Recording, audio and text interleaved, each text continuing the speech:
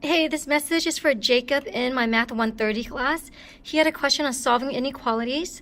So this is a pretty tricky one. The first thing you're going to do is you want to set the inequality to 0 on one side of the equation. So I'm going to subtract this over there. So I'm going to have x plus 5 over 1 minus x minus 3 minus x over x plus 3 is less than or equal to 0. So I subtracted it over. Okay, now I'm going to want to combine these two fractions. So when I combine the two fractions, I'm going to need a lowest common denominator. So the LCD is going to be the product of unique factors in the denominator. So it's 1 minus x and x plus 3. So I'm going to create this so that they all have the same denominator, 1 minus x and x plus 3. So to go from the old fraction to the new fraction, you need to multiply x plus 5 by x plus 3 because we're missing an x plus 3 on the bottom here. Whatever you do the bottom, you do the top. So if I multiply by x plus 3 on the bottom to get the new denominator, I'm going to also have to multiply by x plus 3 on top. So I have x plus 5 times x plus 3. Minus, here I have x plus 3. If I want the old denominator to become the new denominator, what's missing? The 1 minus x is missing. So I need to multiply by 1 minus x on the bottom to get this fraction. And then whatever you do the bottom, you must do to the top. So since I multiply by 1 minus x to get the new denominator, I need to multiply by 1 minus x on top as well. So that's how you get this. And the reason why we're doing this is we're trying to create one fraction instead of two fractions. So we want to combine it to make one fraction. So combine to make one fraction. And to do that, we needed to find the lowest common denominator to combine this. Okay, the next step is going to be a lot of just multiplication to get rid of the parentheses. So I'm going to just zoom through this. I'm going to get x squared plus 8x plus 15 minus, here I have a 3, and here I have a negative 3x minus x will give me a negative 4x, but I have a minus here, so it's a positive 4x. And here I have positive x squared, which becomes a negative x squared. So I'm doing that pretty quickly because I'm assuming at this point you guys know how to distribute. So I'm not doing it through step by step. But if you need help with figuring out how I did that, I'll be happy to show you if you need help with that. So when I simplify this, the x squares cancel out. The 8x's and the 4x combines to give me 12x. The 15 minus 3 becomes plus 12. And I have 1 minus x times x plus 3 is less than or equal to 0. I could factor out the 12. So I get 12 times x plus 1 over 1 minus x over x plus 3 is less than or equal to 0. Nothing cancels out. This almost looks like this, but it's not. Since this is a positive and negative, and it's a positive, positive, I can't cancel it out. So that's what I have in terms of making this into one fraction less than or equal to 0.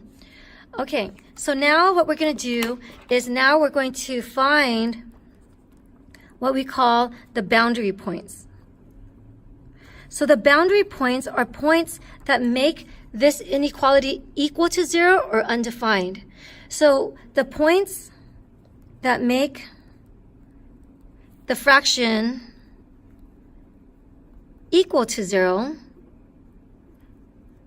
the points that make the fraction equal to 0 are when the numerator, are the points where it makes the numerator equal to 0. Because for a fraction, if you have a 0 in the numerator, then the whole fraction will equal to 0. So when does 12x plus 1 equal to 0?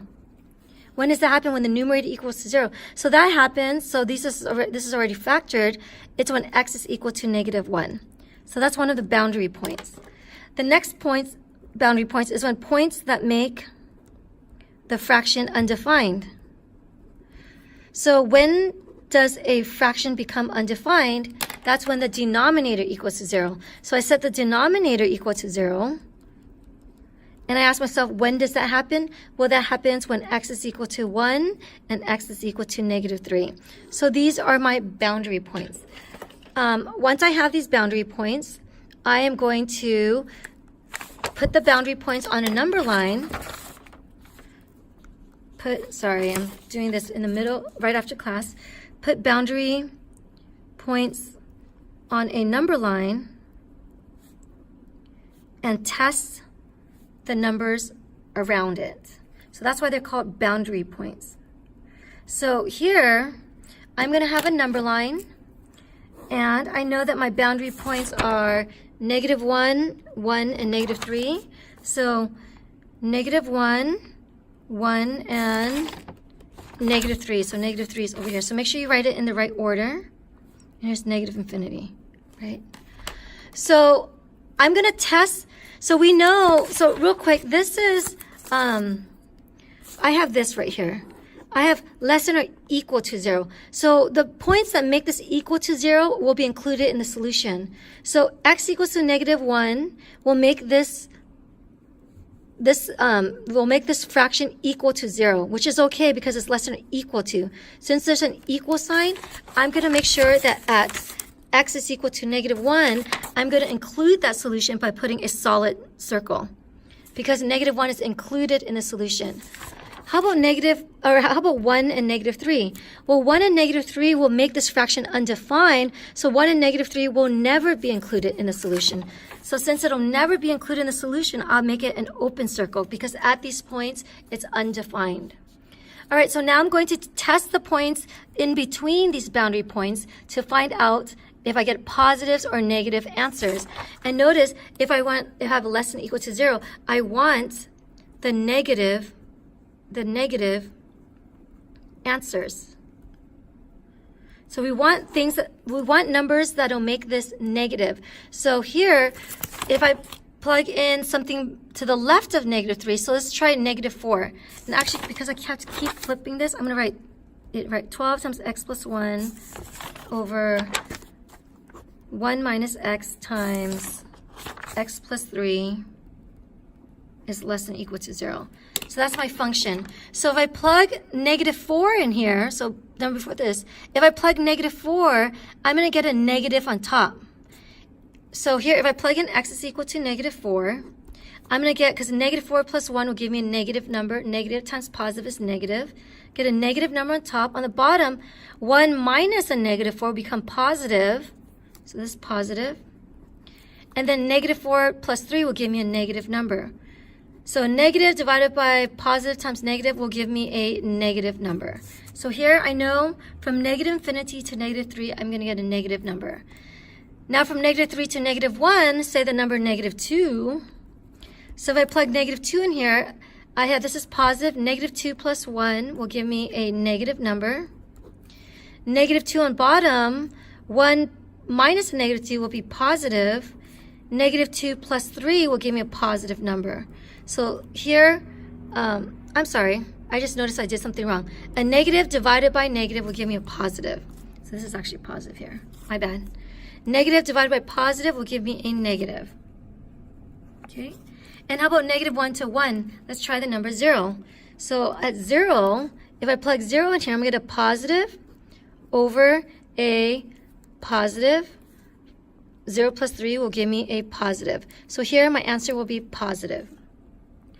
Last but not least, I'm going to plug in a number after 1, so the number 2. So when I plug in x is equal to 2, I get a positive on top. On bottom, 1 minus 2 will give me a negative number.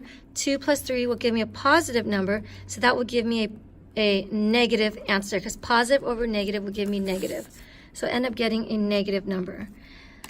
All right, so since I want the negative answers, so we want the negative. We want the negatives.